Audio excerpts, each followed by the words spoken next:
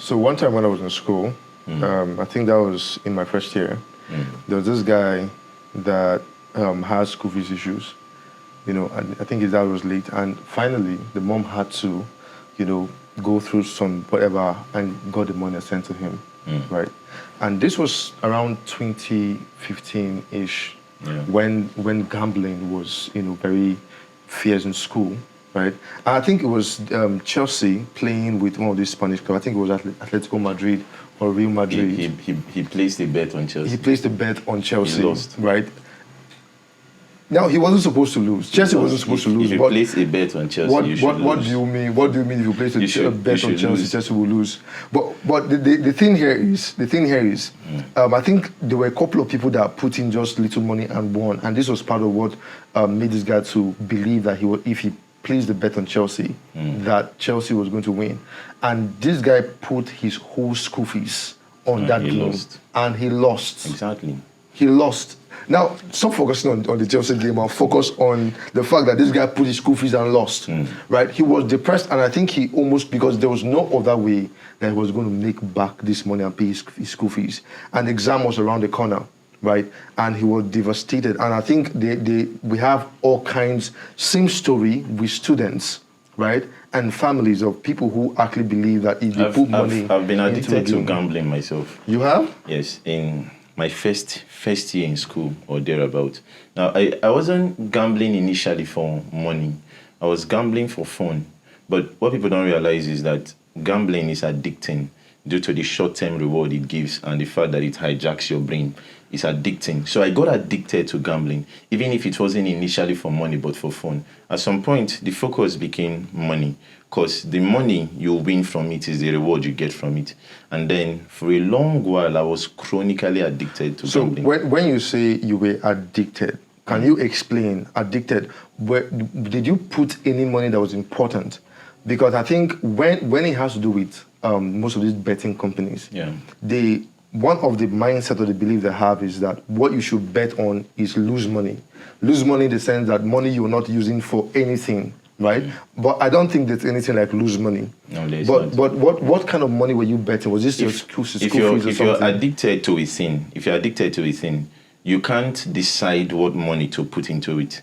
Every single money that comes into your hands will go into your addiction. You're trying to satisfy a craving, a need. You're not in charge of deciding which money should I use for betting, which money should I use for something important or not. It's an addiction. So including the money that was important, including at some point school fees, including even house rent, I had to put these things into betting because I was looking for a reward from it. Wow. And it became addicting. House rent, school fees. Yes. And I couldn't stop.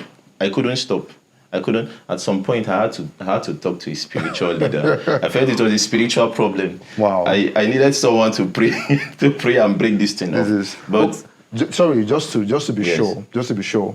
On the scale of 1 to 10, right? Did you lose more or did you gain more? What actually happened? Did you lose more or did you gain more?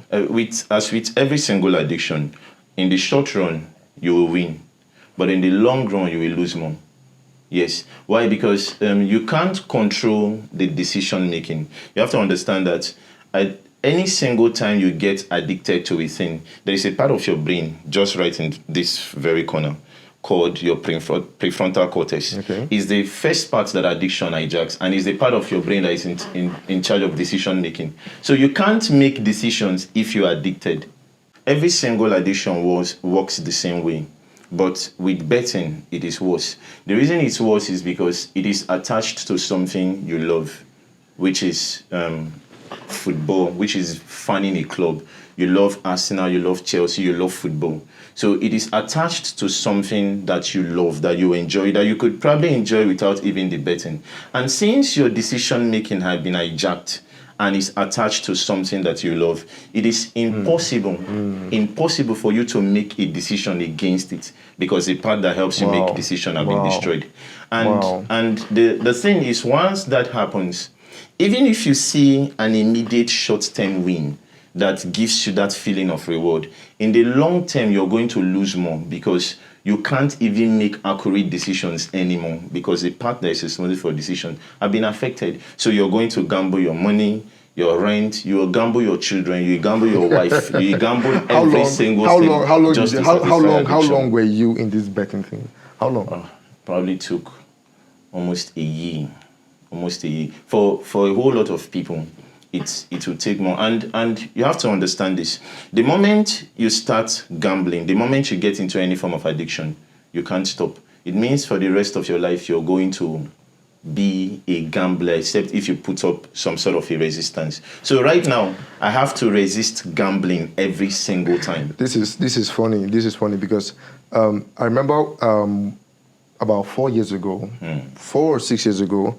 By the way, I think I opened one of those. I wouldn't call the name of the company, right? I even have probably like 2,000 naira in the account. Yeah. What happened was that usually when there's a game, most of these guys in my environment would go play a game, and sometimes, funny enough, they don't tell me when they lose money, right? But we know when they've won money, right? And I think it kind of sparks, the curiosity of people who are not playing. Because I remember the only reason why I had to open an account with that betting company was because these guys, probably came back with some lose 70,000 naira. Talking about the betting companies, the betting companies didn't design their business to favor you. You have to understand that you have to lose money for them to make money. And here is an analogy I'll give you so you understand it. Have you ever seen the movies Avengers? I mean, everyone has seen Avengers. Endgame, Thanos.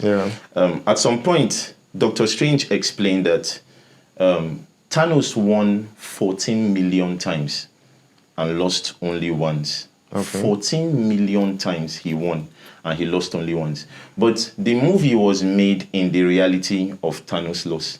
So imagine someone winning 14 million times and losing only once, and that became his reality. Why? Because the hero of a movie is not the good guy. The hero of the movie is who the script is written for. The villain of the movie is not the bad guy, is who the script is written against. True. So as far as these companies are concerned, the script of odds is written against you.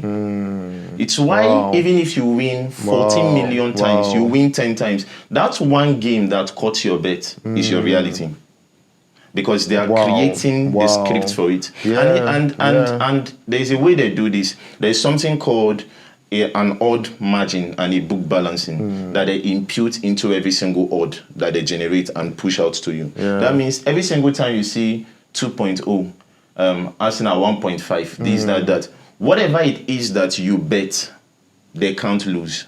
They have a margin that is imputed into it, and they have to balance the book to make sure that whatever outcome, whatever it is, whether you bet for Arsenal to win, you bet for Chelsea to win, whatever it is you place, this is incredible. At the end, they can't lose. This is because a lot of people are not privy to this information right now, but because what we see mostly is young men. If you go check the statistics, more people are actually going into gambling. Right. And it creates more like a hope. It gives people hope, but it takes away their ability to actually become useful, because that's what betting does. Because I think it was early this year, around January thereabout, there was one of these betting companies where they showed young men literally sleeping in betting shops, right? So what creates that kind of mindset where people would go actually out of their way to sleep in betting shops? Betting, first of all, betting is not a business. It's not a business. It's not something you go into to make money. Why? Because statistically, only about 1 to 3% of people who bet become successful. So imagine going into a business where they tell you that 1 out of every 100 people that go into this business, they'll lose all their money. 1 out of every 100 people. 1 out of every 100 people only become successful.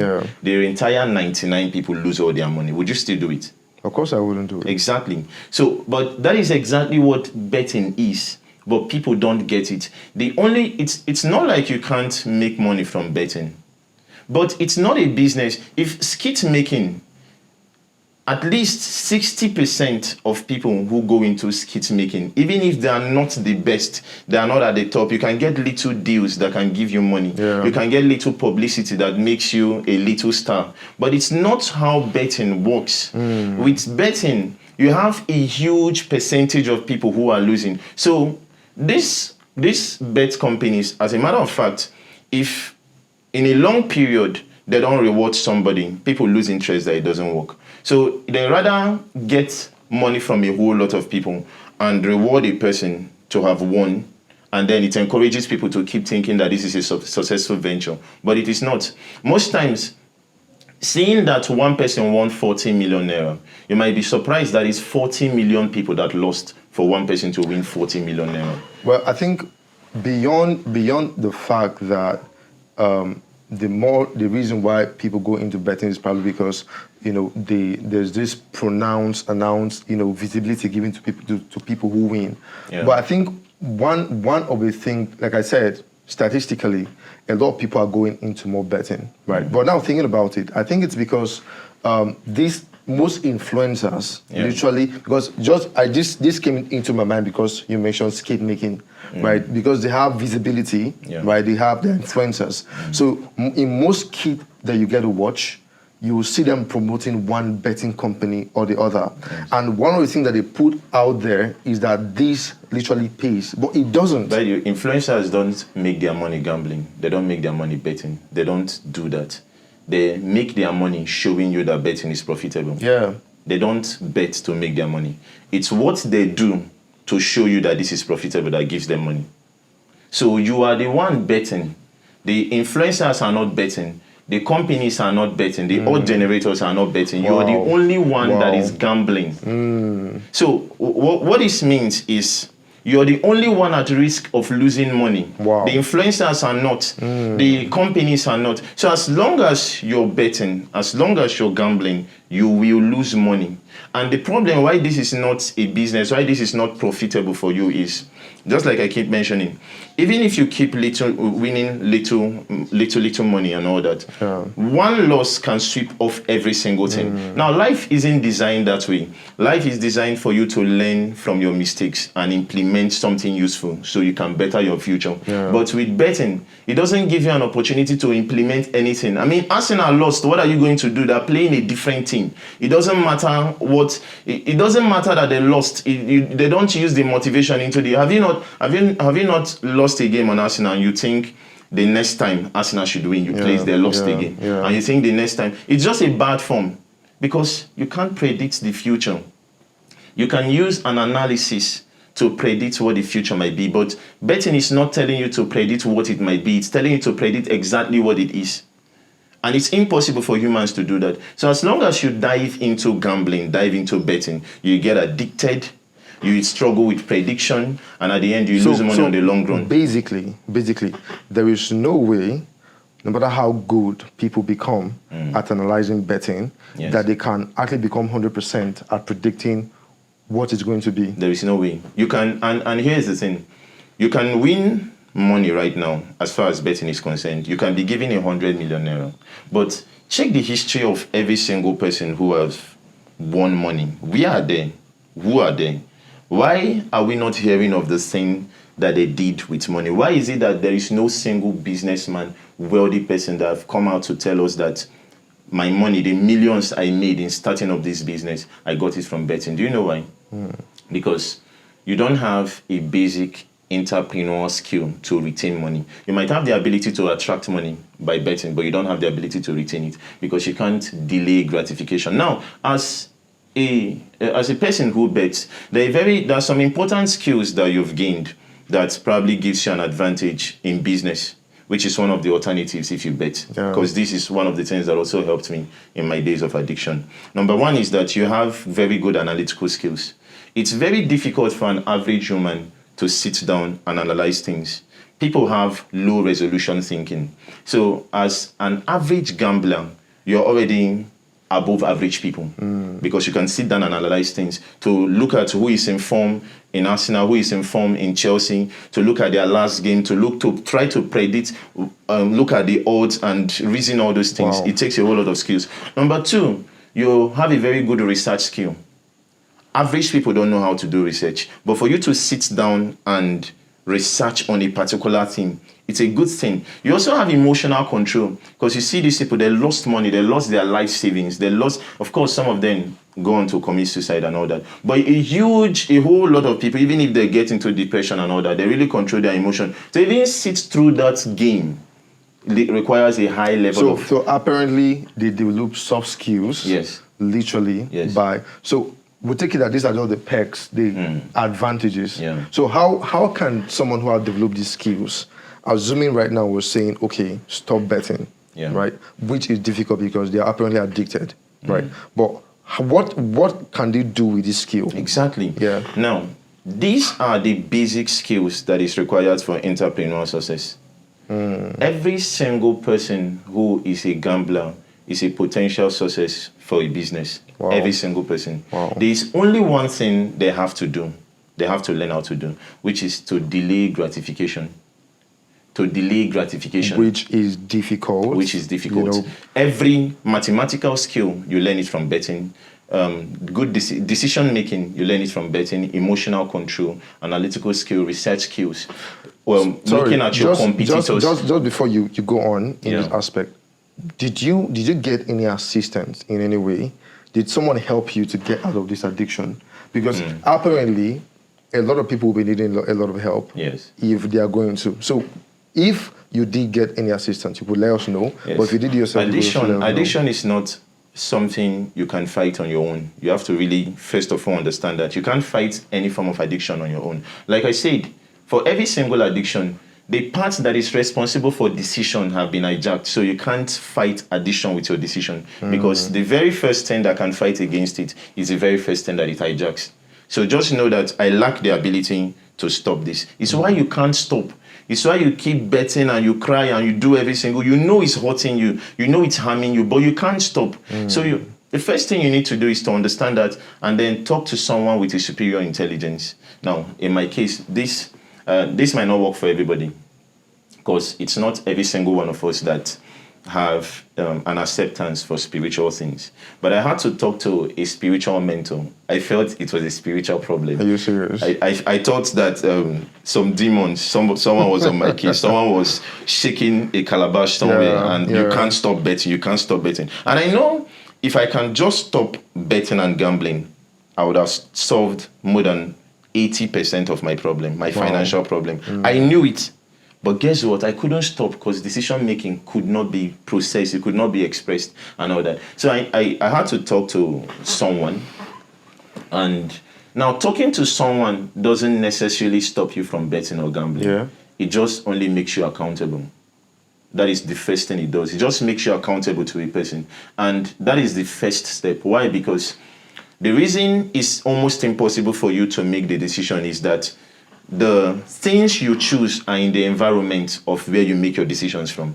That is, you don't have any superior thing to invest your money in. That is why even if money comes into your hands right now, you still put it back in the gambling and betting. There is nothing. So one of the things that my mentor did was that he helped me craft and design a business, something we can invest money into.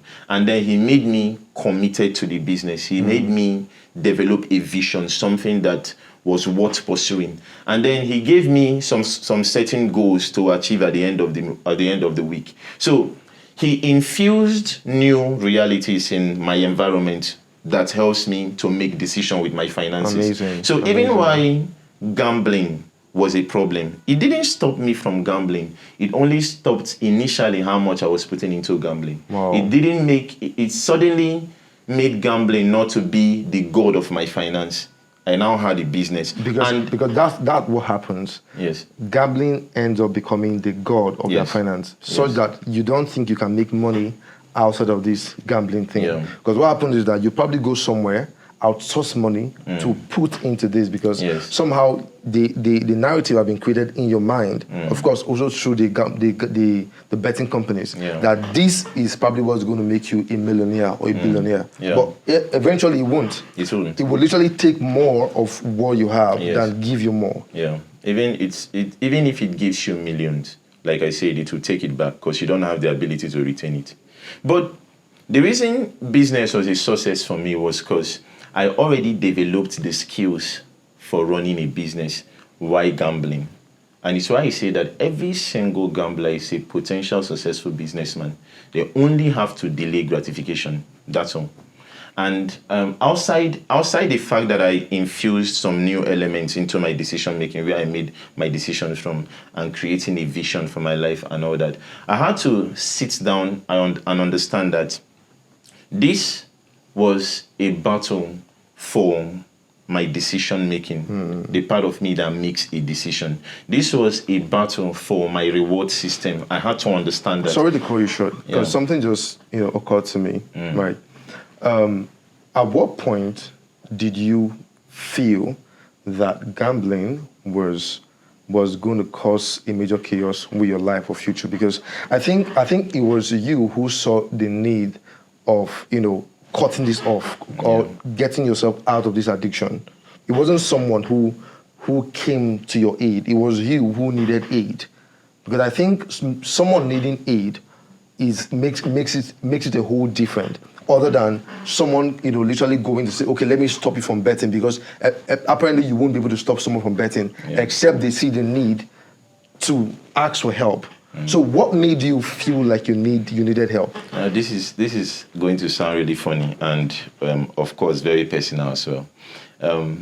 In my second year in the university, I was dating this girl and I liked her so much. Girls. And girls. I think by the way, I think if we look into this, girls make a lot of boys to go for money, chase money, both legally, illegally, unethically. But go on. Yes, I love this story right now. I had plans to get married to her. I had plans. I was still in first year.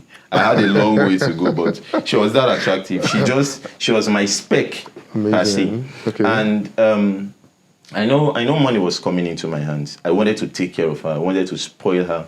One of the things that caused a major impediment to taking care of her was betting. Money came into my hands, and she had access to my phones. Okay. So she could tell that I had money, but she can't tell where the money went to. So and she was very good with reading if I could lie or not.